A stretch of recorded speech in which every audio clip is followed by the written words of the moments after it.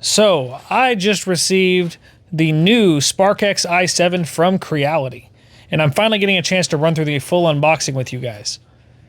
So, my first thoughts as I started to open the package was that they did a pretty decent job with the packaging.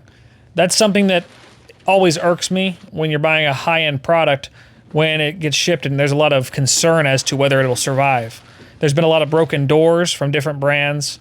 I even suffered one with one of my printers from eBay recently. And so it's really important when the packing is solid. And I think they did a good job with it here, and anytime you can learn from that is great. It does look like they really took shipping seriously here. And I must say I'm very happy that they put this plastic around it because it did rain a little bit before I could get home and get my package. So that definitely saved me. So right here is the CFS Lite.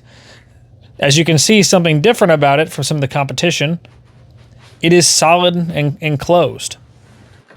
And you got your PTFE tubes in here. So that covers your basic needs on assembly, a power cord, etc. And I don't know if I'm going to end up making my unboxing of the A1 public at some point. A lot of editing and time and such. But I do have video footage of it somewhere. But those of you who do own one, you'll notice that it is not pre-assembled, which is great for packaging and probably saves them a ton on shipping costs. But it does mean that there's a little bit more of a process to get it all assembled and up and running. There's a couple cables that I had some issues with. Didn't really read the instructions the first time through, whatever.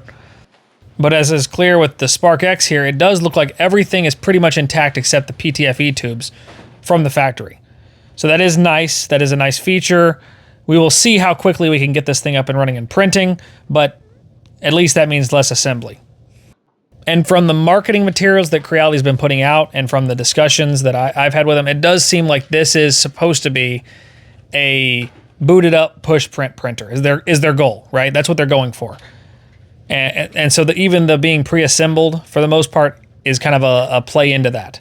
I don't remember the exact amount of time they say in one of their articles or one of their taglines, but it says to be up and printing within so many minutes. And so I really think that's the goal here, because like the A1 Mini, for example, it's already pre-assembled. Very little you have to do other than assemble the AMS if you get that option to get it going. So I think that's where this kind of is supposed to sit.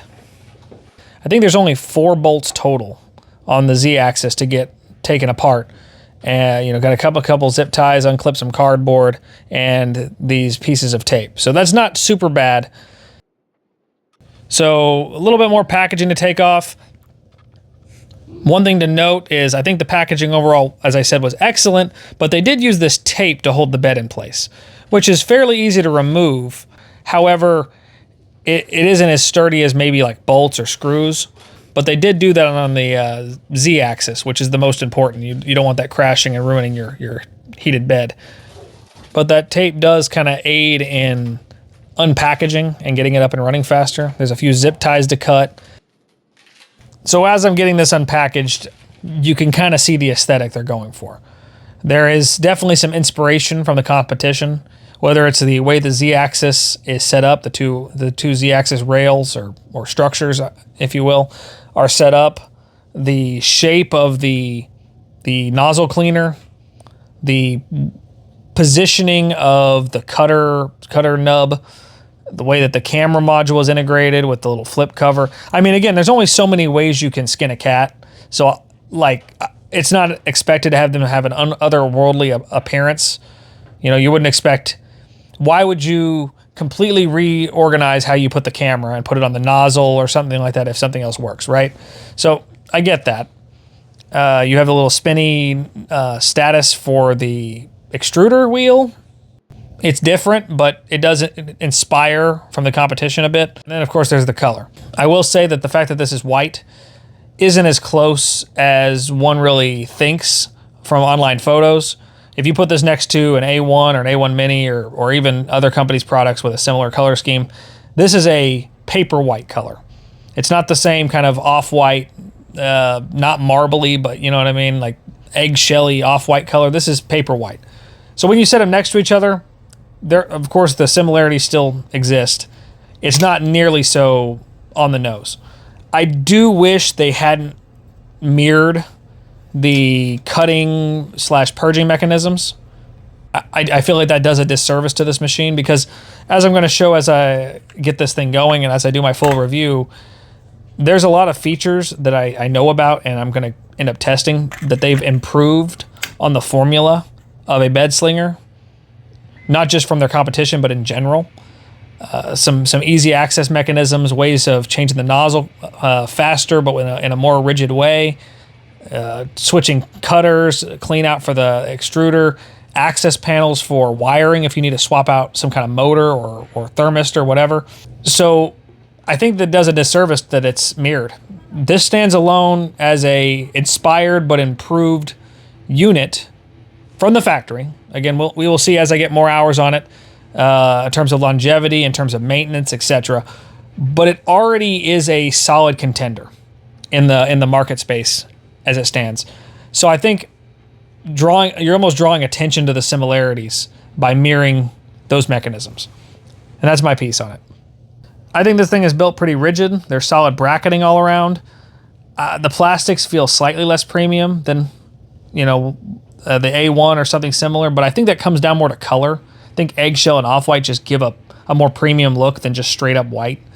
Maybe that's just years of dealing with consumer electronics and trends. But that's just a superficial thing. There are linear rods rather than the kind of weird linear rail on the A1. So I think this is a plus and a minus. It does look like there's some access screws under the bed that you can kind of get to. So for potential repairability or adjustment or replacement, that does look a little easier to access than alternatives. And the linear rods do make it a little easier to lubricate them if that ever becomes necessary.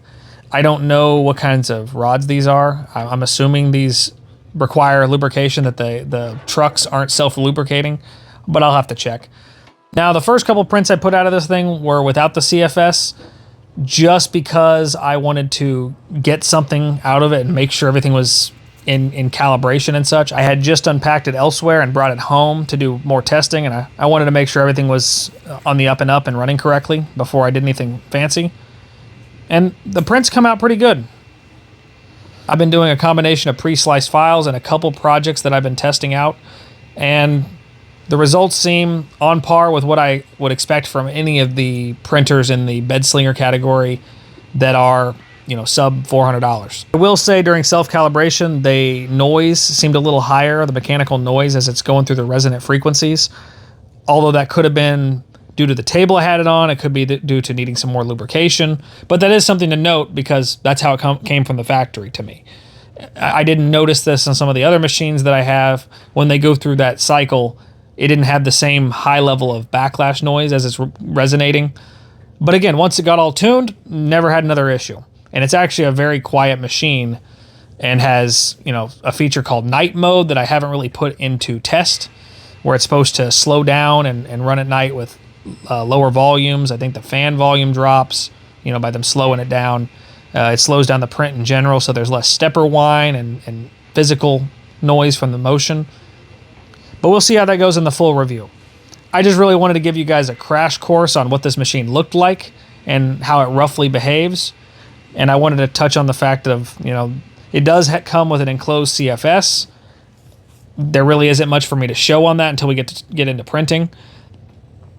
But I'm just excited. I got this machine, and I'm going to be making a few different videos on it to make sure and give it a fair shake. I still need to get my K2 videos out because I got a K2 Plus over the holiday season. There's more backlog than there's time. But thank you guys so much for tuning in, and I'll see you guys next time.